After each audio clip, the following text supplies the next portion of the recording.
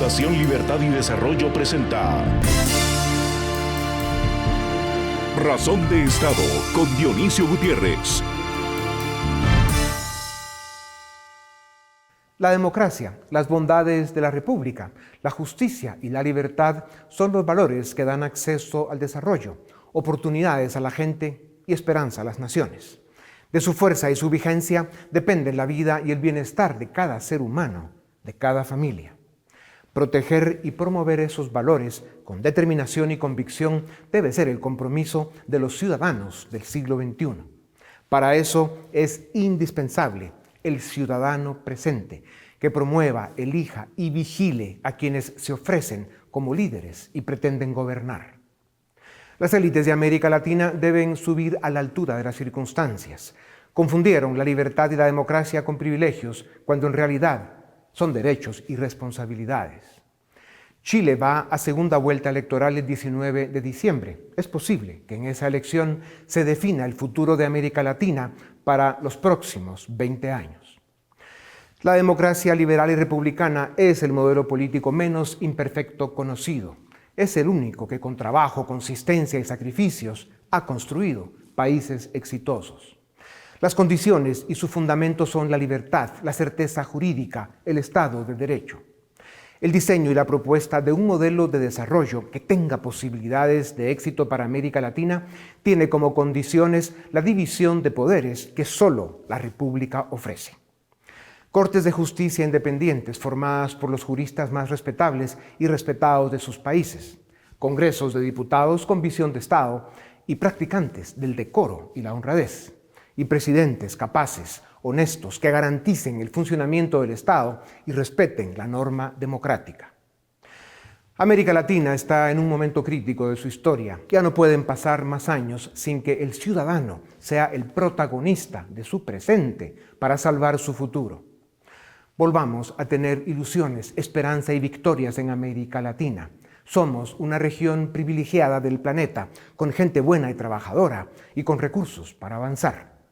Debemos hacer que el ciudadano y su participación cívica sean el punto de partida. Hagamos las reformas que los estados de nuestros países necesitan. Seamos intolerantes con la incompetencia y la corrupción. Aliviemos los graves problemas sociales que tenemos y subamos la mirada para encontrar en el desarrollo de nuestros países un horizonte de unidad, optimismo, creatividad y compromiso. Devolvamos el brillo a la política y prestigio a la democracia.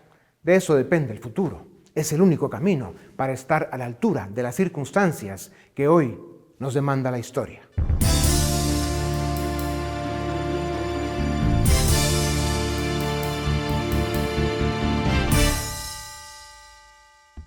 América Latina vive el resultado de sus logros, de sus fracasos, de sus avances insuficientes, de sus vacíos, de sus disfunciones, de su historia, de su cultura.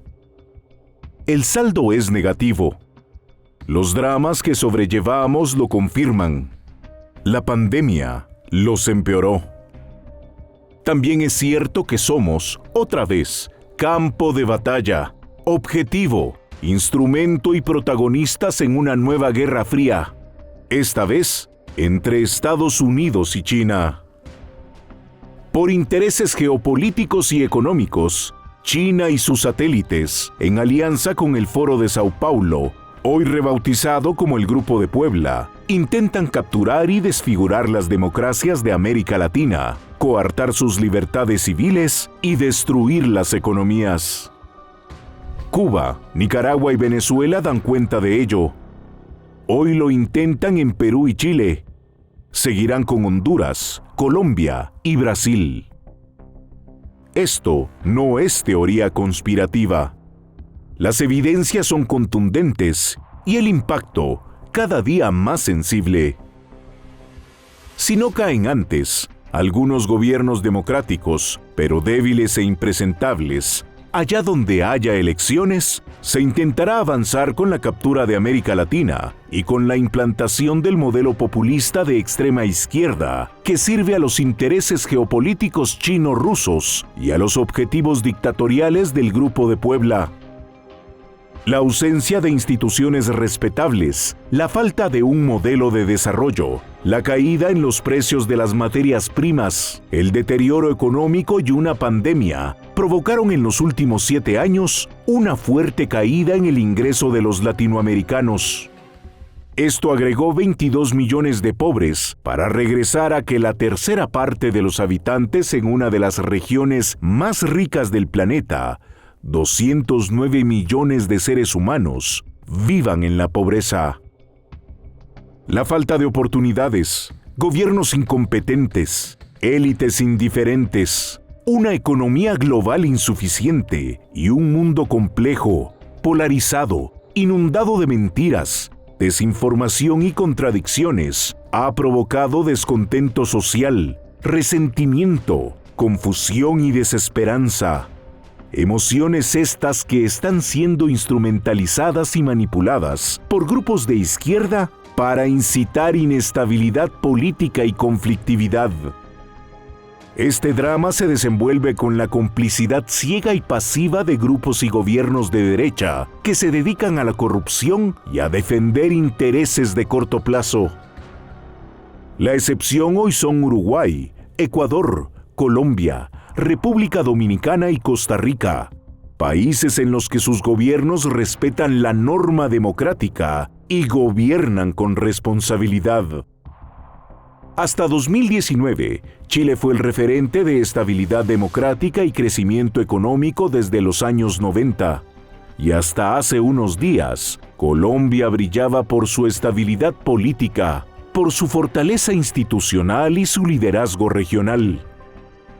Perú, el país que redujo en 16 años sus niveles de pobreza de 45 a 15%, cayó en septiembre de este año en las garras de la peor expresión del populismo radical para América Latina.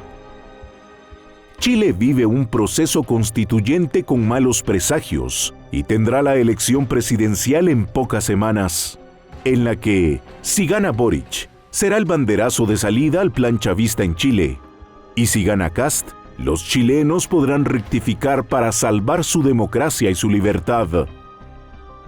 Para Colombia, que va a las urnas en mayo de 2022, los pronósticos son reservados. El populista de extrema izquierda, Gustavo Petro, con recursos ilimitados, apoyado por el aparato castrochavista y el narcotráfico, aparece de primero en las encuestas. Analistas serios afirman que, si cae Colombia, se pierde América Latina. Eso de sacrificar libertades a cambio de beneficios sociales es una de las grandes mentiras del socialismo del siglo XXI. Si los pueblos latinoamericanos quieren oportunidades, desarrollo y bienestar, tendrán que apostar por la libertad, por la democracia republicana y por el Estado de Derecho. Tendrán que elegir el trabajo duro y ofrecer su compromiso como ciudadanos presentes y activos. Este ha sido y será siempre el único camino para construir naciones de verdad.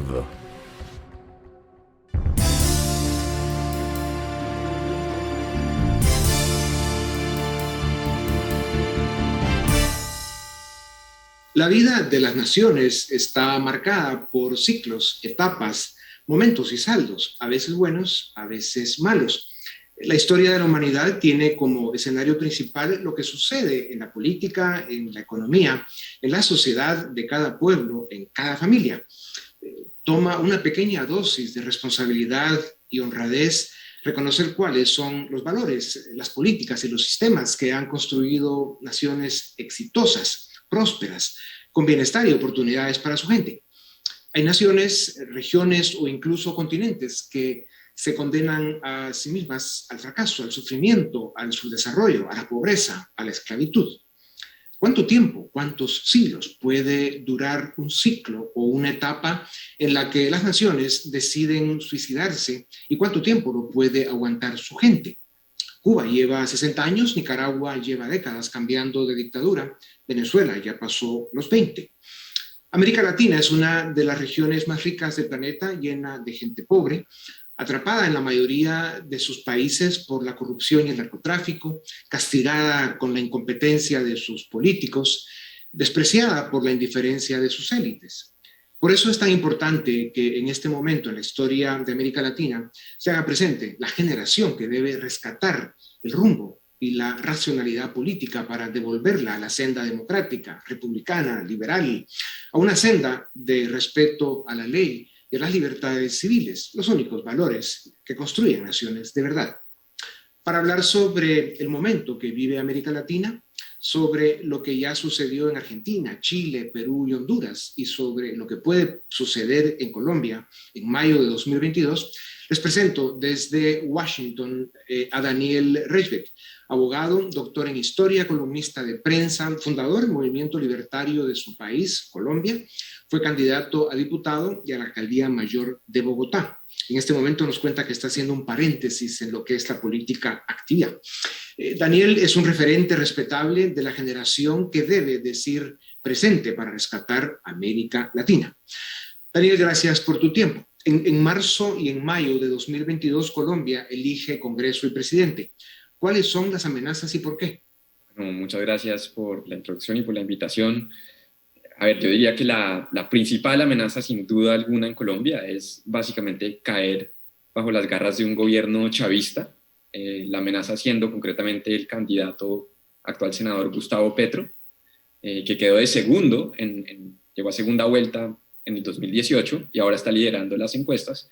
Es una persona que fue muy cercana a Chávez y tiene todo tipo de propuestas que claramente llevarían a Colombia a un desastre económico y hasta humanitario, la impresión de dinero, parar la explotación del petróleo, controlar los precios, es decir, toda la receta fracasada que solo puede conducir a la hiperinflación, pobreza, emigración masiva. Eso es lo que representa Petro, pero él logra conseguir un apoyo significante con un discurso de odio y resentimiento hacia el establecimiento, que también tiene sus grandes fracasos en Colombia. Sí. Daniel, como dices, Gustavo Petro es el candidato de la izquierda radical cercano al chavismo y según agencias de inteligencia internacionales, también indican que está financiado por narcotráfico. En este momento, como lo sabemos, encabeza las encuestas. ¿Está considerando suicidarse el pueblo colombiano? Bueno, es una buena pregunta. ¿Por qué hay gente que vota por Petro y lo apoya? A mí me parece que él es muy hábil, por ejemplo, trata de distanciarse del chavismo cuando le preguntan acerca de su cercanía con Chávez, y con el chavismo dice, no, yo no soy como Chávez porque yo quiero acabar con el petróleo, con la industria petrolera, y empieza a hablar del cambio climático, que es algo que les gusta a los jóvenes. Y retóricamente es muy hábil, y es muy hábil para siempre presentarse como la víctima en toda situación. Entonces es difícil y normalmente debate mejor que sus contrincantes. Y hay otro problema muy grande, y es que, como menciono, el establecimiento colombiano, empezando por Álvaro Uribe, el gobierno actual del presidente Iván Duque, están muy desprestigiados por falta de resultados durante los últimos años, un mal gobierno en general, y también Uribe tiene sus propios escándalos legales, con lo cual digamos que ese establecimiento está golpeado y Petro se ha logrado presentar como una alternativa. Claro, la pandemia no ha ayudado en general a ningún país de América Latina. Daniel, ya empezabas a señalar un poco el tema de qué falló, y hablas del establishment tradicional, ¿no? De los grupos tradicionales. ¿Por qué los ciudadanos están considerando votar por un proyecto populista de izquierda que representa un modelo fracasado? Claro, el asunto es que nosotros sabemos que ese modelo representa un fracaso inevitable. El asunto es que yo también creo que hay razones legítimas para no estar satisfecho con la situación en Colombia. Por ejemplo, la moneda, el peso colombiano, es una de las monedas que más ha perdido valor en la región, inclusive en el mundo, durante los últimos años, y no solo durante el último año, 2 años, sino durante los últimos 8 años. Eso naturalmente empobrece a todo el mundo. Y Colombia no es como, por ejemplo, en Guatemala, que se le ha presentado a la población la capacidad, por ejemplo, de ahorrar en otras monedas, como en dólares, y Guatemala ha tenido una estabilidad monetaria loable, en Colombia no. Entonces, ese es un ejemplo de una política fallida que conduce a que tal vez las personas, sin saber exactamente por qué, estén insatisfechas y quieran escoger a alguien como Petro con una opción radicalmente distinta a lo que hace. Daniel, ¿cómo explican las instituciones de los sistemas de justicia y electoral, la prensa, el sector privado, las relaciones entre Gustavo Petro y el castrochavismo o las relaciones con el narcotráfico? Hay que empezar por el hecho de que Petro él empezó como guerrillero del M-19, que es la guerrilla que se tomó el Palacio de Justicia en un momento, secuestró a muchísima gente, mató a muchísima gente. El asunto es que ellos entran al Estado como parte de un pacto, una de esas impunidades que hay regularmente en Colombia. Entonces entra en la política ya con impunidad y han salido, ha tenido varios escándalos también y muchas veces, digamos, no prospera en las acciones contra él por vencimiento de términos y este tipo de cosas. El asunto es que, así como Petro tiene sus problemas legales y los ha tenido, también los tienen muchas figuras de la supuesta derecha en Colombia. Entonces, no creo que ese sea el único asunto tampoco. Sí. El peligro más bien, diría yo, son sus ideas y sus propuestas políticas. Ya, claro, el problema es sistémico.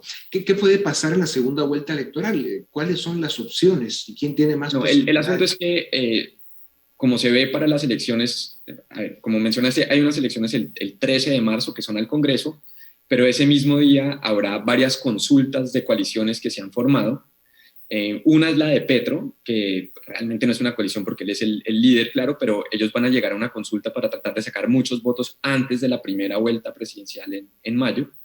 Luego hay otra coalición que yo llamo simplemente izquierda, o izquierda, se podría decir, por lo menos más democrática, más vegetariana. Luego hay otra coalición, se podría decir centro-derecha, que es una serie sobre todo de exalcaldes y algunos otros políticos, exalcaldes de grandes ciudades como Bogotá, Medellín y Barranquilla, y luego está el uribismo, que ya escogió su candidato. Entonces ese día se va a definir quiénes van a ser los candidatos que van a enfrentar a Petro en segunda vuelta, y a partir de ahí se verá en mayo qué pasa en esa primera vuelta.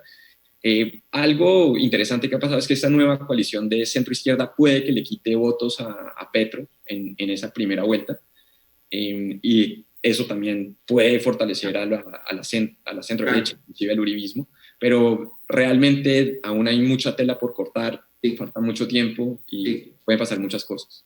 Sí, en política 5 meses es toda la vida. Daniel, la pandemia está afectando a la economía mundial. En Colombia ya provocó un desempleo del 12% en un mercado laboral donde casi la mitad trabaja en la informalidad. Y se calcula que la pandemia aumentó la pobreza de 35 a 42%. De estos escenarios se aprovecha el discurso populista con el que ofrecen candidatos como Petro lo que saben que no cumplirán. ¿Cómo se contrarresta esto? ¿Cómo se le explica al ciudadano, sobre todo a los pobres, que la mentira populista es eso, una mentira? Bueno, en ese sentido, en Colombia hay ciertas ventajas, se podría decir. Una es haber sufrido el flagelo de las FARC, una guerrilla comunista durante tantas décadas. Hace que la población haya sido, por lo menos hasta hace poco, muy escéptica frente a esas ideas del comunismo.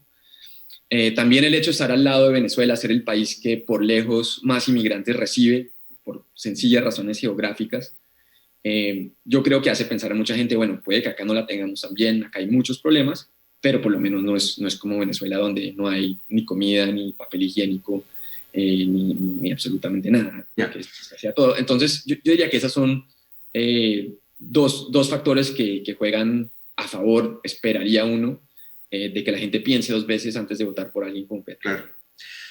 Daniel, en 2 meses llegarás a los 40 años. Y no estoy diciendo ningún secreto porque está en Wikipedia. Eres parte de esa generación a la que llaman millennials. Sin embargo, a diferencia de la mayoría de ellos, tú diste un paso al frente y has participado en el proceso político de tu país. ¿Por qué es tan importante que tu generación diga presente en esta compleja batalla por la libertad que enfrenta América Latina y que puede suceder si siguen, como dicen, missing in action, todos los jóvenes, o sea, escondidos? O sea, las consecuencias pueden ser gravísimas, su futuro está en juego.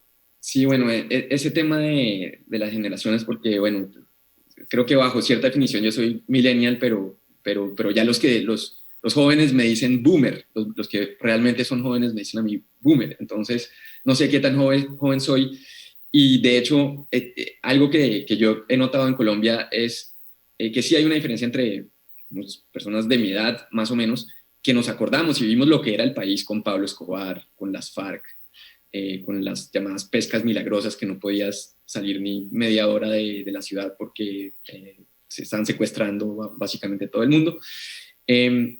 Y los que tienen hoy en día 16, 18 o 20 años, que no vivieron eso, tal vez lo han oído por sus abuelos o por sus papás, pero no lo vivieron. Entonces, creo que ese es un caldo de cultivo, sobre todo con la manera como la izquierda se ha tomado la educación pública en Colombia y la educación en general. Entonces, es un caldo de cultivo complicado y le sirve mucho a alguien como Petro y sus aliados para generar resentimiento y odio en Colombia. Yeah. Según tú, ¿qué sucede en América Latina si se pierde Colombia en mayo de 2022? Bueno, pues no es por alardear de mi propio país, pero lo que está en juego, diría yo, es que si recordamos más o menos 2008, 2009, 2010, cuando Chávez estaba en el auge de su poder, y no solo era Chávez, sino estaba los Kirchner en Argentina, Lula, Correa, Evo Morales, el único país más o menos que había rechazado ese camino era Colombia. Y de cierta manera lo ha mantenido, en mi opinión, el gobierno de Santos, sobre todo el segundo fue un gobierno de izquierda, de centro izquierda, entonces no es considerar Colombia es un país de derecha como tal, pero el asunto es que Colombia sí rechazó ese camino. Entonces, que ese país que de cierta manera dio un ejemplo y que mantuvo cierto grado de democracia liberal y de institucionalidad, de un momento se vaya donde Petro, que promete, entre otras cosas, acabar la Constitución y ha dicho que se quiere quedar en el poder por lo menos 12 años, pues sería muy grave, creo yo, y pues obviamente, principalmente para nosotros los colombianos. Claro. Daniel, cada día se hace más evidente la presencia de China y Rusia en América Latina. Hay razones geopolíticas y también las hay económicas. Las dictaduras en Cuba, Venezuela y cada día más en Nicaragua son algunos de sus operadores. Desde Venezuela, vecina de Colombia, se ha hecho muchísimo daño a tu país, a Colombia. ¿Cuál es tu análisis sobre este tablero geopolítico? ¿Es la América Latina otra vez el campo de batalla de una guerra fría, esta vez entre Estados Unidos y China? ¿Qué estás escuchando en Washington? Bueno, pues hay quien dice que, no tanto en Washington, sino en nuestros países, que la Guerra Fría realmente nunca terminó en la América Latina. Y uno puede pensar en China y uno puede pensar en Rusia y demás, que son amenazas latentes y reales, pero yo diría que el mejor ejemplo es Cuba. A mí me sorprende que hasta el día de hoy países como Colombia mantengan relaciones diplomáticas con Cuba, que es un país abiertamente enemigo. Es decir, el ELN, que es una guerrilla que hasta el día de hoy opera, fue creada en Cuba o con el apoyo de Fidel Castro en los 60 y sigue causando daños y terror en Colombia. Entonces, que Cuba se considere de cierta manera un país amigo es impresionante, y obviamente Cuba lo que hizo fue colonizar Venezuela, y obviamente están muy involucrados en todo lo de Nicaragua. Entonces, ni siquiera hay que ir muy lejos para ver la Guerra Fría. La Guerra Fría nunca se terminó porque Cuba siempre siguió exportando esa revolución tan nefasta a todos nuestros países. Claro, y esa dinámica ha ayudado a que con el paso de los años y los ciclos económicos, que no los hemos manejado bien en América Latina, pues se vaya perdiendo la confianza en la democracia, se vaya perdiendo la confianza en las instituciones de la democracia, y eso es muy grave. Daniel, en los 90 Colombia estaba al borde del colapso por el narcotráfico y luego por la actividad de las FARC, de lo que ya mencionabas algo, pero desde los gobiernos de Pastrana y Uribe con el Plan Colombia consiguieron superar aquella etapa. ¿Cómo está hoy la situación del narcotráfico en Colombia? Muy breve. Pues ha empeorado mucho. realmente, porque, bueno, Santos tuvo un acuerdo con las FARC, pero básicamente se desmovilizaron los cabecillas, entraron al Congreso, pero las FARC siguen ahí. Miles y miles no se desmovilizaron y están llevando a cabo actividades de narcotráfico. Los cultivos de coca han aumentado drásticamente. Y lo que pasó simplemente fue que el negocio se democratizó. En los 90 había un Pablo Escobar o un cartel de Cali. Hoy en día son las FARC y muchos otros carteles más pequeños. Pero es el principal problema, la principal causa de violencia en Colombia por lejos. Pero yo sí creo que es un tema de oferta y demanda. Es decir, es muy difícil para Colombia sola resolver el problema, sobre todo atacando la oferta, que es lo que se ha hecho durante las últimas 3, 4 décadas. Entonces, ahí hay que mirar otras alternativas donde se tome en cuenta la demanda en países como Estados Unidos también. Lo tienes claro. Daniel, para terminar, las ideas de la libertad están en peligro en el mundo. Su amenaza más grande es la izquierda radical, como la que representa hoy Petro en Colombia. Pero también hay expresiones antiliberales desde facciones que dicen ser de derechas. Al llegar al poder abusan y atropellan, y el efecto es que facilitan el camino a futuros gobiernos de izquierda, que es lo que estamos viendo en una buena parte de América Latina en este momento. ¿Cómo podemos y debemos los liberales defender las ideas de la libertad en el mundo de hoy? Pues yo diría que hay que defenderlas de una manera consistente, y ahí lo difícil es que muchas veces, por estar tan concentrados en la izquierda y en esta amenaza tan grande del chavismo y todos sus satélites, vemos que cualquier enemigo del chavismo necesariamente puede ser nuestro aliado. Creo que eso no necesariamente es tan inteligente, porque si el aliado del liberalismo termina siendo tan estatista, tan violador de las libertades básicas, como puede ser una derecha colectivista, como la hay en Colombia, por ejemplo, yo creo que termina siendo contraproducente. Entonces, yo creo que hay que ser tan fiel como sea posible al liberalismo, así muchas veces no sea tan popular, pero creo que en el largo plazo es lo que paga. Ya. Pues Daniel, muchas gracias. Tú has sido y debes seguir siendo un referente no solo de tu generación, sino también como ciudadano colombiano, como ciudadano latinoamericano.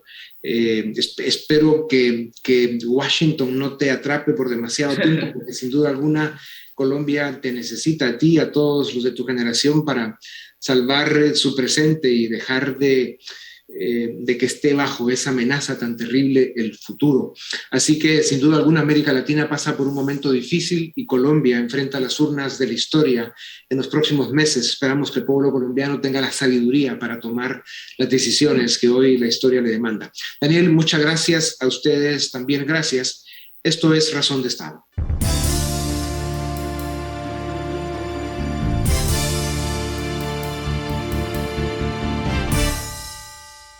¿Qué tal? Bienvenidos al debate en Razón de Estado. Hoy tenemos mucho de qué hablar. Hubo elecciones en Honduras, ya hay virtualmente una ganadora que es Xiomara Castro. Estamos a la espera todavía de resultados oficiales, pero ya se sabe prácticamente que ella es la ganadora. También hay resultados ya del Congreso en Honduras y por supuesto también noticias desde Sudamérica. Ya se prepara Chile para una segunda vuelta electoral entre José Antonio Kast y Gabriel Boric. También ya se empiezan a dar nombres de posibles candidatos presidenciales en las elecciones de Colombia. Así que de eso y un poco más vamos a charlar hoy con nuestros invitados. Hoy están conmigo Alejandra Martínez, ella es la directora de Estudios Latinoamericanos de la Fundación Libertad y Desarrollo, y también Philip Chicola, director del área política de Fundación Libertad y Desarrollo. Ambos bienvenidos, gracias, y entramos de lleno en el tema. Ale, decía yo en la introducción que ya hay presidenta en Honduras. Xiomara Castro sacó cerca del 53% de los votos, con una participación histórica del 68% del padrón electoral. Las encuestas ya nos invitaban a pensar que ella era la eventual ganadora, pero de todas formas su victoria es incluso por márgenes más grandes de lo esperado. ¿Tus primeras reacciones de la elección en Honduras, Ale? Sí, como tú bien dices, en las encuestas ya se veía virtualmente Xiomara como la ganadora. Lo interesante es cómo va a funcionar la dinámica en el Congreso, porque no logró una bancada muy grande en el Congreso Xiomara.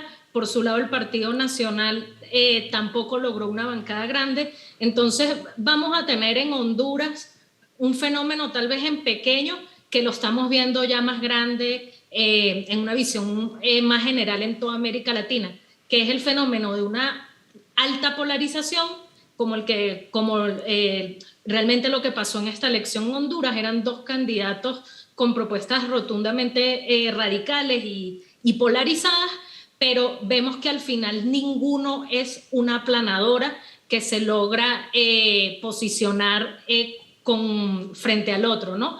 Entonces estamos en un momento a la expectativa, sabiendo que va a haber volatilidad en la política y que sí hay polarización, pero estamos en una era de fragmentación y de atomización de las opciones políticas. Y bueno, habrá que ver cómo va a ser esa dinámica con Xiomara en la presidencia, porque ella tiene un plan de gobierno bastante radical. Sabemos que es conocido que se ha ido por la vertiente de la Asamblea Nacional Constituyente y toda la agenda del Foro de Sao Paulo y del socialismo del siglo XXI, pero habrá que ver qué posibilidades reales tiene de aplicar todo eso. Un poco viene a colación el caso de Pedro Castillo en Perú, que llegó con un discurso sumamente radical y polarizante, pero que al final es poco lo que ha podido hacer una vez en el... Decíamos la semana pasada que más parece, Philip, que el desgobierno es la regla en esta nueva oleada. Es decir, esta oleada de izquierdas que viene ganando elecciones no viene acompañado, como bien decía Ale, de aquellas aplastantes mayorías en el legislativo, ¿no? O sea, que sí lo veíamos en el caso de Chávez. Correa la logró por algunos otros medios, por la revocatoria de aquellos 50 y pico de diputados. El MAS en Bolivia lo logró en su momento. Es decir, ellos gobernaron con una mayoría amplia en el Congreso. No es el caso en Perú con Pedro Castillo. No sabemos si ganará finalmente Gabriel Boric o Kast en Chile, pero tampoco ninguno de los dos tendrá mayoría en el Congreso. Y ahora Xiomara va a tener que ir a negociar. La pregunta entonces, Philip, es esos miedos que todos tenemos, ¿no? De esa agenda tan radical que presenta Xiomara Castro, ¿se pueden hacer realidad o tendrá que encontrar algún mecanismo para gobernar con una agenda más moderada? ¿Cuál es tu visión? Bueno, yo creería que es muy probable que, a pesar que Xiomara Castro no obtuvo mayoría absoluta en el Congreso, que sí logre articular su agenda legislativa, incluyendo sus propuestas más agresivas y más peligrosas. Y la razón es muy sencilla. El partido de Xiomara Castro, que obtuvo 52 de 128 diputados, libre, es una escisión del Partido Liberal. Manuel Zelaya llegó al poder en el 2005-2006 con el Partido Liberal. Pues el Partido Liberal alcanzó un total de 21 escaños en el Congreso. Eso quiere decir que si Libre logra articular una alianza con el partido del cual emanó y del cual hace 15 años coquetearon con el chavismo, con el movimiento bolivariano, ahí va a tener los votos para empujar su agenda legislativa. Y ojo, a mí lo que me preocupa también es que hay una serie de propuestas que ha anunciado Xiomara Castro que no solo son temas ideológicos de su partido, sino que más allá de su partido hay quienes lo apoyan. Por ejemplo, Xiomara Castro dijo que cuando tome posesión, ella va a suprimir las sedes, las zonas económicas de desarrollo especial, que básicamente son la única política de atracción de inversión efectiva que ha tenido Honduras en los últimos 10 años. Y esa propuesta de Castro y del Partido Libre es apoyada por otros actores fuera del Partido Nacional. Entonces, la agenda radical en materia económica, desarmar, digamos, la gran política o la política más funcional que ha tenido Honduras de atracción de inversión, no es un gran esfuerzo ideológico, al final termina siendo más un tema de gestión política. Y última razón por la que yo soy pesimista con el futuro de Honduras. Recordemos también la lógica política de nuestros países. Honduras no es muy diferente de lo que hemos visto en otras latitudes, en donde al final del día las posiciones políticas de los partidos pesan menos y pesa más la corrupción. Negociaciones que se den en el marco, por ejemplo, de componendas no transparentes, de intercambio de cuotas de poder o cuotas de negocios, terminan siendo una llave que logra desentrampar congresos. Y yo creo que eso es lo que se va a generar en Honduras en el corto plazo. Ahora, Ale, hay que decir también que el Partido Nacional es quien le allana el camino a Xiomara Castro con sus fracasos. Corrupción rampante, expulsaron una comisión anticorrupción de la OEA, reformaron el Código Penal para bajar las penas por delitos de narcotráfico y por delitos de corrupción. Es decir, todo fue tan escandaloso que no sorprende, Ale, que ante el fracaso de 3 periodos de gobierno que hizo el Partido Nacional, aparece una opción antisistema, ¿no? Sí, es que básicamente estamos viendo este giro o este viraje a la izquierda en la región, que realmente es un voto castigo o una reacción al poder tradicional. Entonces vemos cómo realmente Xiomara gana en Honduras por un voto castigo a 2 periodos bastante inestables de Juan Orlando Hernández y el Partido Nacional, y también lo vemos a lo largo de toda América Latina. De nuevo, o sea, no quiero yo decir que América Latina es un todo, o sea, que se puede totalizar, pero ciertamente hay tendencias en América Latina que podemos de alguna forma rastrear hacia un mismo fenómeno, y es este hartazgo con la política nacional, con la política tradicional. Vemos, por ejemplo, el caso de Ecuador es totalmente al contrario ideológicamente. Gana Guillermo Lasso como un voto castigo a muchos gobiernos consecutivos del correísmo.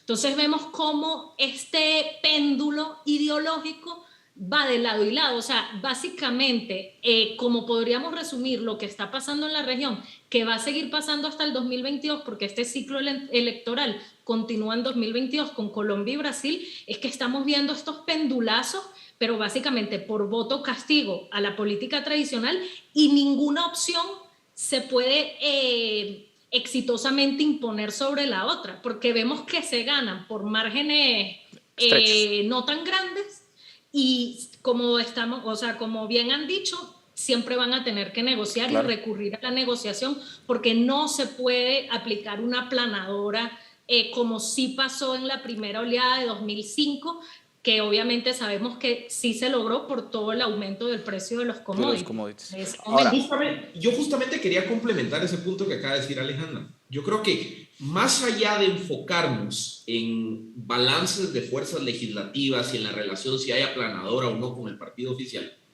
yo creo que el escenario distinto hoy al que había hace 15 años cuando se dio la primera gran oleada de populismo tiene que ver con la economía. O sea, al final del día lo que estamos viendo es que hoy no solo los precios internacionales de las materias primas, de los commodities, están bajos, sino que aparte, la recuperación post-COVID no se termina de materializar. Todavía estamos en el recuento de los daños, de los porcentajes de población que cayeron abajo de la línea de la pobreza. Todavía están en un proceso, llamémosle, de restituir la fuerza laboral a los niveles de empleo previos a COVID. Entonces, también el escenario económico, que era muy favorable por allá del 2004, 2006, 2010 para los movimientos populistas, hoy no lo van a encontrar. Y es que recordemos también otra cosa.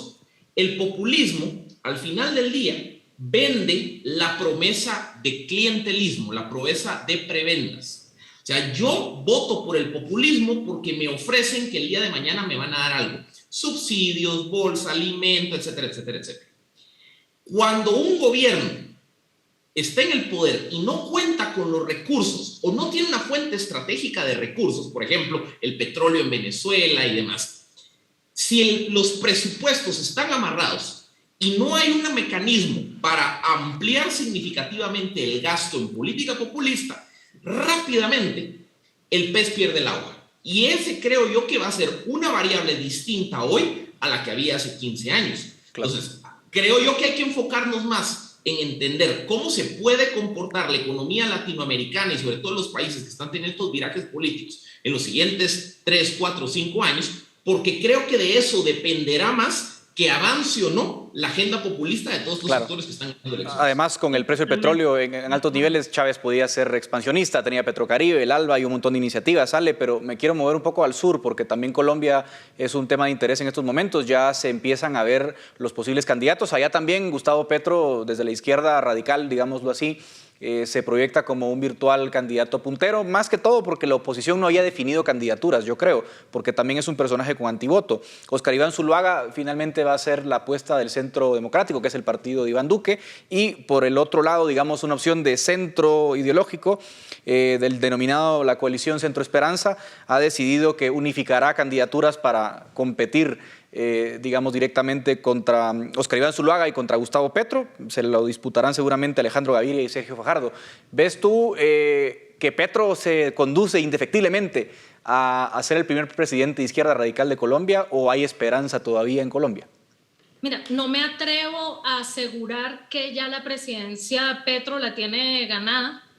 No soy muy buena con los pronósticos electorales, pero ciertamente Petro la tiene más fácil en esta elección que en otras anteriores. ¿Por qué? Porque si bien, como tú has dicho, acumula un alto antivoto, las fuerzas moderadas, que son el Centro Democrático, que básicamente es el uribismo, y las fuerzas moderadas del Centro de la Esperanza, van divididas. Entonces, y además, recordemos que el Centro Democrático viene acumulando también, arrastra de alguna forma la impopularidad del presidente Iván Duque, que según los datos que hemos tenido acceso, pues está bajando considerablemente, sobre todo este año ha bajado mucho. Entonces el Centro Democrático arrastra un poco esa impopularidad del gobierno saliente, lo cual también es normal en todo gobierno saliente, arrastra un poquito de impopularidad. Y ese lamentablemente es el gran problema que lo estamos viendo en Latinoamérica, pero yo diría en Hispanoamérica en más grande, porque también en España ha pasado, cuando las fuerzas moderadas no se ponen de acuerdo y van divididas, le dan paso a los extremismos y a los discursos polarizantes. Entonces, como bien te digo, ciertamente no sé si Petro va a ganar la presidencia, pero yo creo que estas elecciones, en comparación con otras elecciones anteriores, las tiene más fácil de ganar. Claro. Ahora, Philip, obviamente la pandemia le cayó muy mal a la popularidad de Duque, por razones obvias. La pobreza subió del 30 y pico por ciento al 46%. Hay un desempleo abierto de más o menos el 10%, con la mitad de trabajo informal. Es decir, obviamente eso hizo mucha mella y él tuvo, creo, el mal tino de lanzar una reforma tributaria en medio de la crisis económica que le costó, yo creo, mucha popularidad. Estaba en torno al 24% de aprobación. Difícil que el Centro Democrático logre repetir, aunque Petro sea el rival, Philip.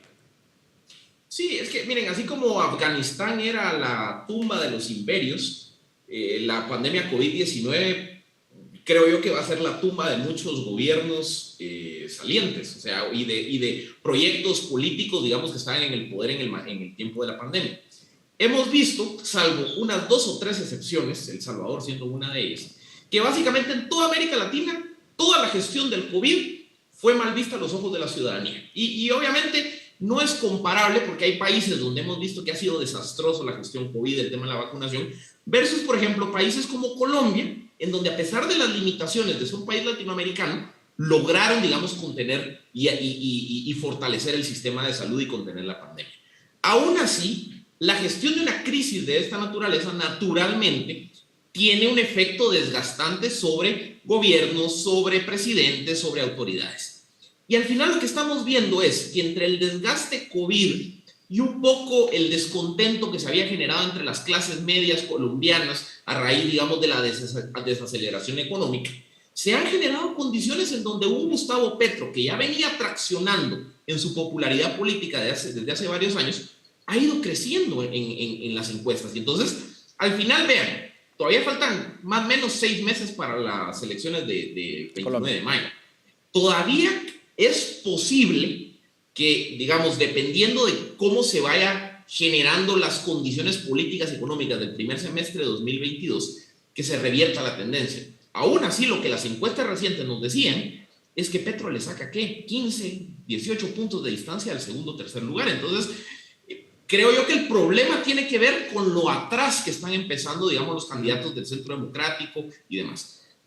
¿Tienen tiempo para cerrar la brecha? Sí, pero depende mucho, como les digo, de cómo cambie la sensación del colombiano respecto a un modelo de gestión como el que se ha dado en los últimos años. Y eso dependerá, otra vez, en gran medida, de cómo se comporte la economía en el cortísimo plazo. No me queda tiempo, así que les voy a hacer una pregunta muy concreta a los dos. Les pido brevedad. Yo sé que Alejandra dijo que no es buena para los pronósticos electorales, pero te pregunto con tu feeling.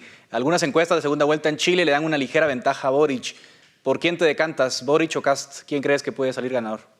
Yo creo que Kast puede dar la sorpresa, porque Boric tiene el problema que tiene el problema todas las primeras vueltas, que van con un discurso muy radical y en la segunda vuelta tienen que matizar, y Kast puede amalgamar muchas fuerzas de derecha y de centro que le pueden dar la ventaja. Misma pregunta, Philip, tu feeling. Yo, digamos, hace como más o menos un mes que me hiciste la misma pregunta, yo sigo pensando, como pensaba hace un mes, que Boric va a resultar ganador. Y creo que es así, indistintamente del resultado de primera vuelta, porque al final del día lo que hemos visto en Chile es una revolución de los millennials en política. Lo que hay es un advenimiento del millennial que entró en política masivamente con un set mental distinto, con un set mental donde rechaza el modelo de los últimos años y donde lo hemos visto salir a votar por la constituyente, por una integración sumamente atípica de esa constituyente. Yo sigo pensando que el actor, digamos, esos grupos juveniles urbanos que han sido los protagonistas de la dinámica chilena en los últimos 2 años, va a salir a votar y es el que creería yo, digamos, es mi predicción, que va a sustentar una eventual victoria de Boric. Ya que hay empate entre los dos, me mojo yo. Creo que Kast puede dar la sorpresa, por lo que decía Ale, pero creo que si los jóvenes se entusiasman, obviamente Boric va a ganar, pero ya veremos qué pasa. Podríamos hacer una apuesta de un café. Por lo menos simbólica, Simbólica. De acuerdo. Muy bien, muy bien. Muchas gracias, Ale. Muchas gracias, Philip. Hasta aquí llega el debate en Razón de Estado.